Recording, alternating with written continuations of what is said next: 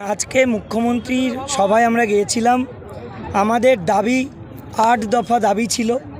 সেই দাবিগুলো আমরা মঞ্চ থেকেই আমাদের কনভেনার তারা বলেছিলেন এবং আমরা মুখ্যমন্ত্রীর কথাটা শুনলাম।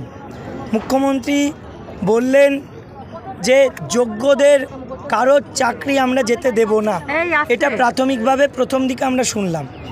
তারপরে উনি বললেন যে যদি একটা অ্যাপ্লিকেশান করার পরেও নেগেটিভ কিছু পাওয়া যায় সুপ্রিম কোর্ট থেকে, তাহলে 2 মাসের জন্য বা 2 মাসের পরে বা যে মাস সময় দিক আমরা যেভাবে খুশি নিয়োগ করব এবং তার যোগ্যদের নিয়োগ হবে। সেটা কি পদ্ধতিতে হবে সেটা সুপ্রিম কোর্ট ঠিক করবে।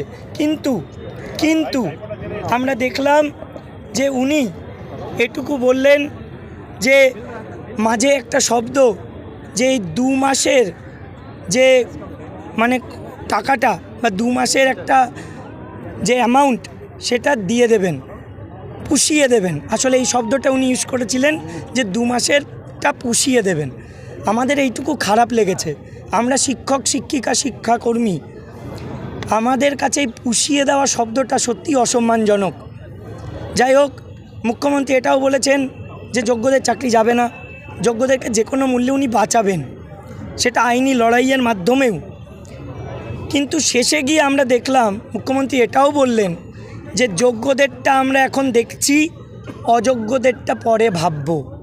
এখানেও আমাদের খারাপ লাগার বিষয় যে জায়গায় এই যে 26,000কে বাঁচাতে গিয়ে আজকে আমাদের এই দুর্দশা দেখতে হলো, সেখানে দাঁড়িয়ে আজকেও উনি এই কথা কেন বললেন যে আগে যোগ্যদেরটা দেখে নিই তারপরে অযোগ্যদেরটা ভাববো।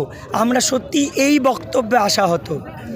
আমরা মুখ্যমন্ত্রীর কাছে এটুকুও শুনেছি যে এখনই টার্মিনেশন লেটার গভর্নমেন্ট দিচ্ছে না।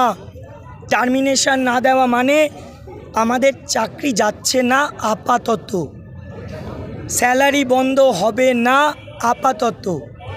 কিন্তু এটা তো কোনো সুরাহা নয়, এটা তো কোনো একদম পার্মানেন্ট সলিউশন নয় যে আমরা যে জায়গাটায় ছিলাম সেই জায়গাটা সুরক্ষিত থাকছে, আমাদের চাকরিটা তাহলে আলটিমেটলি হারানোর দিকেই। সেটা কি আর বাঁচানো যাবে না? এই সদুত্তর কিন্তু এখনও পুরোপুরিভাবে আমরা পাইনি। মুখ্যমন্ত্রীর কাছে আমরা আরেকটা জিনিস শুনেছি যে উনি বলেছেন যে এই একটা খেলা চলছে বিরোধীদের খেলা নয়, আমাদেরকে নিয়ে রাজ্য সরকারও যেমন খেলা খেলেছে বলেই আজকে আমরা এই পজিশনে। আর এখন বিরোধী রাজনৈতিক দল হোক আর যে কোনো রাজনৈতিক দল, সবাই মিলেই তো খেলছে। আমরা তো এখন ভোট ব্যাংক। কিন্তু আসল কথাটা কি বলুন তো, যে জায়গাটা আমরা আজকে দাঁড়িয়ে আমাদের মানসিক অবস্থা খুবই শোচনীয়। আমরা যে জায়গায় দাঁড়িয়ে সে জায়গায় যে কোনো চিন্তা ভাবনা পর্যন্ত করব, সেই শক্তিটুকু অনেক সময় মাথা থেকে বেরিয়ে যাচ্ছে। কিন্তু আমরা একসঙ্গে আছি, যোগ্যরা একসঙ্গে আছি, জোট বেঁধে আছি। আমাদের মধ্যে কোনো আলাদা কিছু নেই, একটাই ফ্র্যাটার্নিটি আমাদের, untainted jobless teachers and non teaching staff. আমরা কিন্তু এখানে কোনো মঞ্চ, সংগঠন, দল, রং, গ্রুপ সি, গ্রুপ ডি, 9, 10, 11, 12 দেখব না। আমাদের একটাই পরিচয়, আমরা যোগ্য চাকরিহারা। আজকে আমাদের এর পরবর্তী পদক্ষেপ কি হবে সেটা মেহবুবকে আমি বলবো বলার জন্য।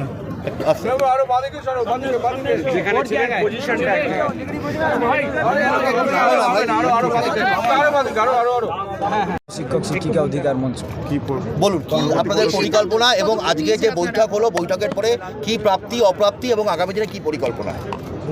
আজকে আমাদের যে বৈঠক, সেই বৈঠকের পরেও আমাদের ধ্রুব যে সত্য, সেই সত্য আমরা অস্বীকার করতে পারি না। সেটা হচ্ছে আমাদের কেস সুপ্রিম কোর্টের প্রধান বিচারপতির এজলাস থেকে খারিজ হয়েছে। তাই সেখান থেকে রিভিউ এবং রিভিউ থেকে কিউরেটিভ প্রসেসটা কিন্তু খুব জটিল। আমরা কিন্তু সত্যি জানি না আমরা ফিরবো কি ফিরবো না। তাই কিন্তু একটা জিনিস আমরা জানি, সেটা হচ্ছে যে জাজমেন্ট এসছে অসঙ্গতিপূর্ণ এবং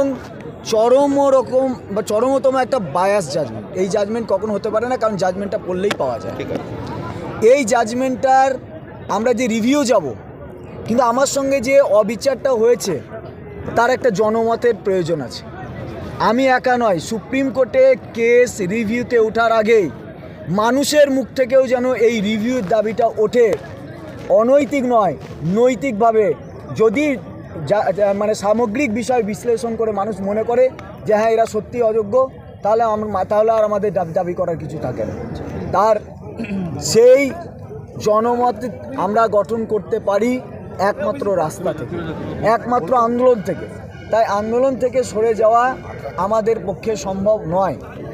তাই কিভাবে আমরা আমাদের আন্দোলন এগিয়ে নিয়ে যাব, কেমনভাবে আমরা আন্দোলন এগিয়ে নিয়ে গিয়েও আমাদের কাজও করতে পারবো সামগ্রিকভাবে, তাই সেই যে এজেন্ডা সেটা আমাদের তৈরি হচ্ছে।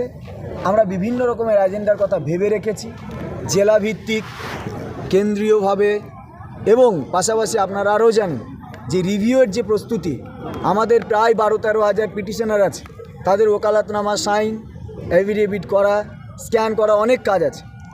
পাশাপাশি আমরা এটাও ভেবেছি যে আমরা কোনো একটা জায়গায় প্রথমে অবস্থান করব, অবস্থানের মধ্যে দিয়ে ওই কাজগুলো যেমন করব, তেমন জেলাভিত্তিক একটা আন্দোলনের কর্মসূচিও নেব। তারপর সেই আমার এই কাজটার পাশাপাশি আমরা পরবর্তীকালে আরও বৃহত্তর আন্দোলনের মধ্যে দিয়ে মানুষের কাছে আমার যে আপত্তি হওয়া অন্যায়টাকে আমরা তুলে ধরব। আপনারা কি স্কুলে ফিরছেন? আমরা তো স্কুলে আছি, কারণ আমাদের টার্মিনেশন তো হয়নি, কিন্তু সুপ্রিম কোর্টের অর্ডার অনুযায়ী হয়েছে। তা আমরা স্কুল যাব না কেন, নিশ্চয়ই যাব, কিন্তু চূড়ান্তভাবে যাওয়াটা আমাদের লক্ষ্য। তাই চূড়ান্তভাবে স্কুলে পৌঁছানো, স্কুলে আগের সম্মান নিয়ে পৌঁছানো, সেই যাত্রাপথে আমরা যে বাধাগুলো দেখতে পাচ্ছি সেই বাধাগুলো সরিয়ে যেদিন সত্যি সত্যি স্কুলে পৌঁছাতে পাবো, সেই পৌঁছানোটা আমাদের আসল হবে।